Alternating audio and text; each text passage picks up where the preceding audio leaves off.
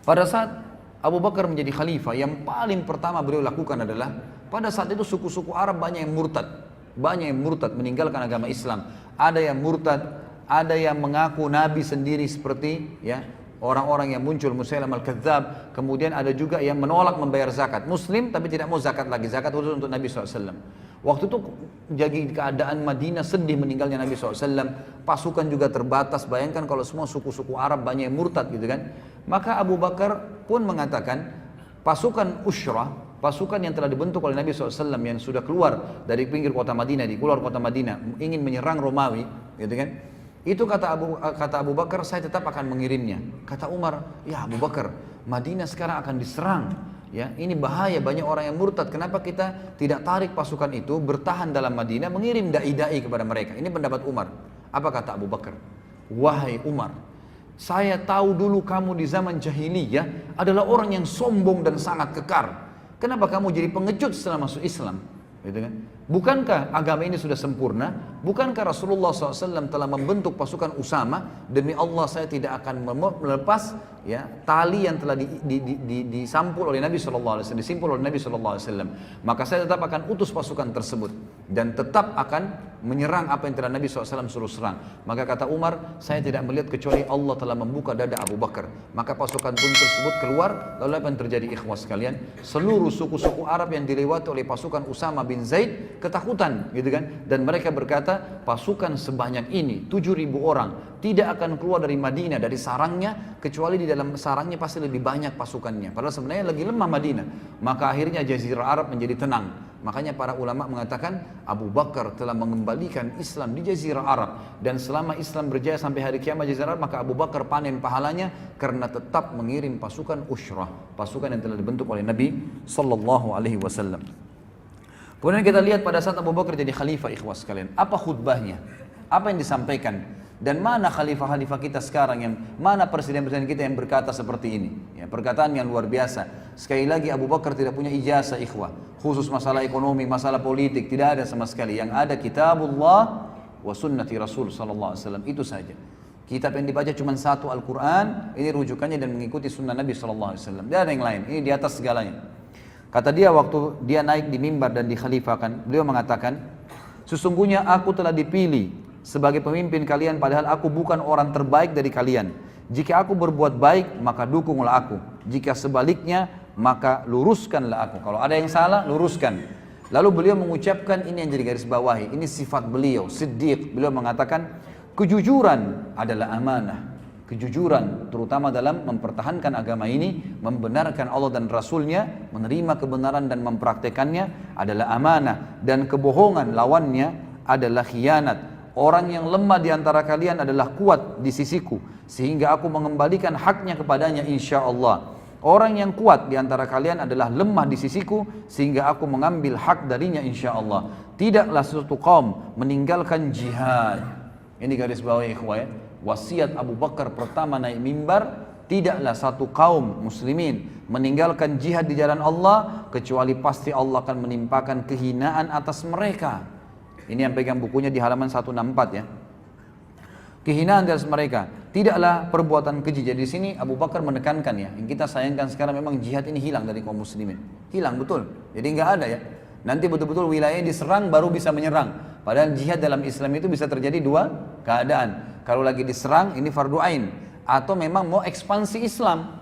Jadi walaupun Islam sedang tidak diganggu, itu tetap bisa kita menyebarkan Islam dengan cara nawarin Islam. Mereka nolak bayar jizyah, kalau mereka nolak baru berperang. Jadi jihad itu bisa terjadi kapan saja, asal ada pemimpin muslim yang memimpinnya.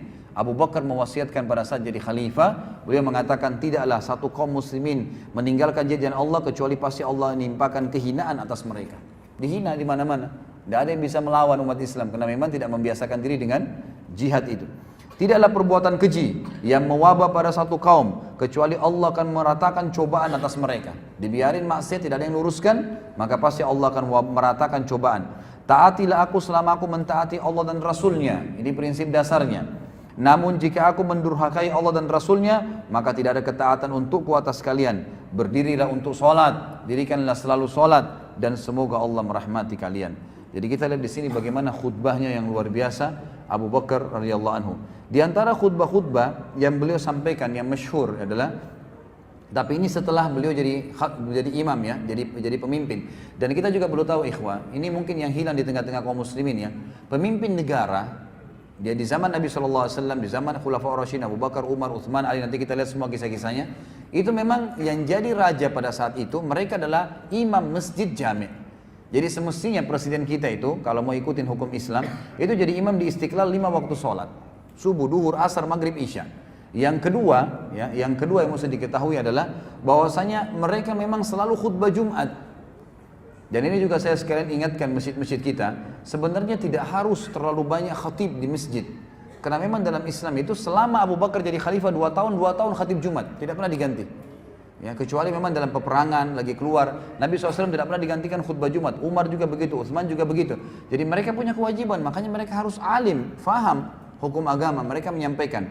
Di antara khutbah yang menarik dari Abu Bakar adalah Abdullah bin Hakim berkata, Abu Bakar berkhutbah kepada kami, dia berkata, amma ba'd, sesungguhnya aku berwasiat kepada kalian agar kalian bertakwa kepada Allah, memujinya dengan apa yang sesuai dengan kebesarannya, menggabungkan antara kecemasan dan harapan. Artinya selalu cemas, jangan sampai azabnya Allah datang nih kalau saya berbuat dosa, dan selalu punya harapan besar, pasti Allah terima amal solehnya. Selalu memohon kepada Allah tanpa kenal jenuh. Selalu tidak pernah putus asa minta kepada Allah.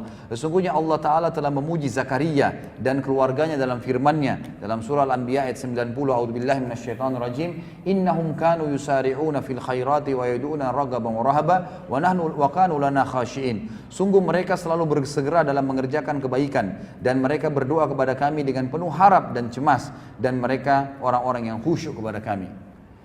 Wahai hamba-hamba Allah, kata beliau, ketahuilah bahwa Allah telah menggantungkan haknya kepada diri kalian. Dia telah mengambil perjanjian dari kalian atas hal itu. Dia memberi dari kalian yang sedikit lagi fana dengan yang banyak lagi kekal. Maksudnya dunia ditukar dengan akhirat. Ini adalah kitabullah, Al-Quran. Keajaiban-keajaibannya tidak pernah habis. Cahayanya tidak akan pernah padam. Benarkanlah kata-katanya, patuhilah kitabnya, dan ambillah cahaya darinya untuk hari kiamat. Allah hanya menciptakan kalian untuk beribadah kepadanya. Dia mengutus para malaikat al-kiram al-katibin, maksudnya raqib dan atid, kepada kalian. Mereka mengetahui apa yang kalian lakukan.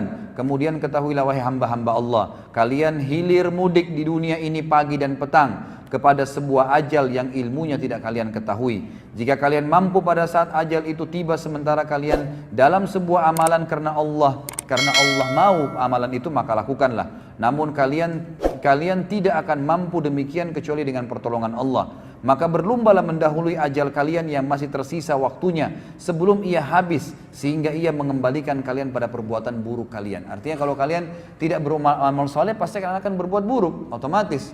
Orang kalau tidak berbuat baik pasti berbuat buruk, tidak ada tengah-tengahnya, tidak ada gabungan antara keduanya. Maka berarti baik atau buruk. Kalau kalian tidak berbuat baik, maka kalian akan berbuat buruk. Dan kalau ajal kalian datang, kalian akan menyesal. Sesungguhnya suatu kaum menyerahkan ajal mereka kepada orang lain dan mereka melupakan diri mereka sendiri. Sayang sekali beliau bilang, banyak sekali orang gitu kan, yang menyerahkan hidupnya, serang orang, ribut, ya, menyerang orang lain, menyusahkan orang lain, tapi seakan-akan gampang membunuh orang, tapi dia lupa dia pun akan mati ajalnya. Kata beliau, saya sarankan jangan kalian meniru mereka. Bersegeralah, selamatkan diri kalian, karena di belakang kalian ada pemburu, para malaikat yang bergerak gesit dan urusannya pun sangat cepat pada saat mencabut ruh. Gitu kan? Jadi ini wasiat yang luar biasa dari Abu Bakar radhiyallahu anhu. Beliau juga pernah berkhutbah dalam riwayat yang lain. Ini semua disebutkan dalam Sifatus Safwa, juga Makarimul Akhlaq, buku-buku yang mulia menulis tentang athar sahih menurut Abu Bakar. As-Siddiq pernah berkhutbah di hadapan kaum muslimin. Dia berkata, wahai manusia, hendaklah kalian malu kepada Allah. Demi Allah, aku tidak keluar untuk sebuah keperluan, buang hajat sejak aku membaiat Rasulullah SAW, kecuali aku menutup kepalaku karena aku malu kepada Allah Subhanahu Wa Taala. Jadi Abu Bakar selalu menaruh ada jubah di atas kepalanya, itu justru karena malu kalau kepalanya dilihat oleh Allah Subhanahu Wa Taala. Sampai pada tingkat itu malunya dengan Allah. Kata para ulama menanggapi kisah ini atau penyampaian ini, kalau kepalanya saja, rambutnya dia malu dilihat oleh Allah Azza wa Jal, malu dengan Allah, rasa malunya, maka bagaimana kalau dia bermaksiat kepada Allah? Abu Bakar tidak pernah melakukan hal tersebut. Kemudian potret cemerlang dari ketawaduan beliau radhiyallahu anhu. Tawadhu berarti merendahkan diri. Disebutkan Abu Bakar biasa memerah susu, ikhwas sekalian. Jadi Abu Bakar sebelum jadi khalifah suka memerah susu bagi anak-anak kecil tetangga-tetangga rumahnya. Dan ini disebutkan di dalam Usud Ghaba, dan Ibnu Katsir mengatakan ini adalah redaksi yang hasan, serta riwayat ini didukung juga dengan riwayat-riwayat yang lain yang sahih, ya. Disebutkan dalam banyak buku. Tetap di rumahnya saja. Tetangganya berkata, sungguh anak-anak kecil bilang, sudah nggak ada lagi yang perahkan kami susu. Lalu Abu Bakar mendekati mereka sambil berkata, pasti ada yang perahkan, dan saya demi Allah tidak akan mengubah perilaku saya yang baik sebelum saya jadi khalifah, setelah saya jadi khalifah tetap saya akan lakukan. Maka Abu Bakar pun mendatangi anak kecil yang ngomong sambil berkata, kamu mau susu yang berbuih atau susu yang tidak berbuih? Maka anak itu kadang-kadang mengatakan pada satu hari mengatakan yang berbuih, hari besoknya dia mengatakan tidak berbuih, dan Abu Bakar terus memerahkan susu kepada mereka sampai beliau meninggal radhiyallahu anhu.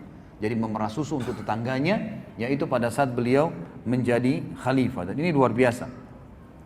Umar berkata, satu waktu juga aku selalu mendatangi rumah seorang janda dan berusaha untuk berbuat baik pada janda tersebut. Setiap hari aku datang, aku selalu didahului oleh seseorang. Pasti kalau aku mau datang, mau siapin makan, sudah ada makanannya. Mau bersihin rumahnya, sudah ada bersihin rumahnya. Mau masakin, sudah masak, ada orang masak. Dia terus telusuri, dan dia tanya orang yang punya rumah, siapa itu yang datang mengurus anda? Orang yang punya rumah bilang, saya nggak tahu, janda buta matanya. Ada seseorang sering datang. Lalu Umar satu waktu sembunyi-sembunyi ingin mencari tahu, dia datang lebih cepat, ternyata dia temukan Abu Bakar yang melakukannya. Maka dia mengatakan, oh ternyata kamu orangnya wahai Abu Bakar. Sungguh wahai Abu Bakar, kau akan meletihkan orang-orang yang datang setelahmu. Maksudnya khalifah yang datang setelahmu akan sulit mengikutimu, gitu kan, karena luar biasa perbuatannya. Kemudian Abu Bakar juga pernah waktu mengutus pasukan, disebutkan di dalam hadis yang diriwayatkan Baihaqi dan juga ini diriwayatkan oleh Ibnu Asakir, ya, dengan sanad yang hasan bahwasanya Sa'id bin Musayyib seorang tabi'in berkata, ketika Abu Bakar radhiyallahu anhu mengirim bala pasukan tentara ke Syam, dia mengangkat Yazid bin Abi Sufyan, Amr bin As dan Syurahbil bin Hasanah sebagai panglima perang, dan mereka semua bertiga mengendarai kuda, sementara Abu Bakar waktu itu jadi khalifah berjalan kaki di samping kuda-kuda mereka. Lalu mereka bertiga berkata, Abu Bakar mengantar sampai ke Thaniyatil Wada, tempat pintu keluarnya Madinah. Maka mereka berkata, wahai khalifah Rasulullah, anda berjalan kaki sementara kami berkendaraan. Maka Abu Bakar menjawab, sesungguhnya aku berharap pahala dari Allah karena langkah-langkahku di jalan Allah. Ya, bagaimana bisa, ini luar biasa. Kadang-kadang kita bandingkan kalau dengan presiden kita sekarang, dia mau lewat, dikosongin jalan, dipinggirin orang, gitu kan. Disuruh pindah semua demi untuk dia. Apa haknya? Dari mana haknya dia melakukan hal tersebut? Abu Bakar jalan di sebelah kuda pasukan yang dia kirim dan jalan kaki bersama mereka. Dia jalan kaki dan dia tidak mau menggunakan kendaraan. Bukan cuma mendahului mereka ya, bukan cuma menyuruh mereka pindah, tapi malah Abu Bakar jalan di sebelahnya. Bahkan di dalam hadis lain dikatakan Abu Bakar berkata, aku ingin agar langkah-langkahku ini walaupun aku tidak hadir bersama kalian di medan perang, dicatat pahala oleh Allah Subhanahu wa taala, sebagaimana Nabi sallallahu alaihi wasallam menyebutkan di dalam hadis, setiap langkah di jalan Allah akan diberikan 1000 pahala, dihapuskan 1000 dosa dan diangkatkan 1000 derajat di surga nanti. Ini contoh daripada Abu Bakar. Kemudian contoh yang lain dari keadilan Abu Bakar. Tadi itu adalah ketawaduan. Keadilan Abu Bakar radhiyallahu anhu dikatakan bahwasanya Abu Bakar oleh Aisyah radhiyallahu anha dalam hadis yang sahih riwayat, ya, disebutkan oleh Ibnu Sa'ad dalam At-Tabaqat dengan sanad yang sahih bahwasanya Aisyah berkata, ayahku Abu Bakar membagi fai. Fai ini ikhwas sekalian pendapatan negara. Jadi ini kita perlu kita tahu juga di dalam Islam itu kalau ada berdiri negara Islam dan ada pendapatan negara itu dibagi rata kepada masyarakat. Memang sudah begitu hukum Islam. Jadi sebenarnya dalam Islam itu tidak ada pajak sebenarnya, gitu kan? Kita kan sekarang malah diambil pajak dan diambil dari pendapatan masyarakat lalu dibayarkan ke negara. Semestinya yang dilakukan dalam hukum Islam, kalau hukum Islam ya negara Islam, maka bukan pajak tetapi yang ada adalah fai, pendapatan negara dihitung oleh negara dan paling banyak terjadi dari jihad memang, dari harta rampasan perang diberikan dan juga penjualan produk-produk dari ekonomi negara, kemudian dihitung, dikeluarkan kebutuhan negara pada saat itu lalu sisanya dibagi rata kepada masyarakat. Dan Abu Bakar kata Aisyah radhiyallahu anha membagi rata fai. Kalau di tahun pertama beliau memberikan kepada setiap hamba sahaya 10 bagian. Ya, di sini tidak disebutkan 10 dirham atau 10 dinar, intinya dibagi 10 dan diberikan juga kepada orang yang bebas 10, wanita 10, laki-laki 10, dan di tahun kedua beliau memberikan masing-masing 20 tanpa membedakan satu sama yang lainnya. Jadi Abu Bakar di sini membagi rata dengan keadilannya.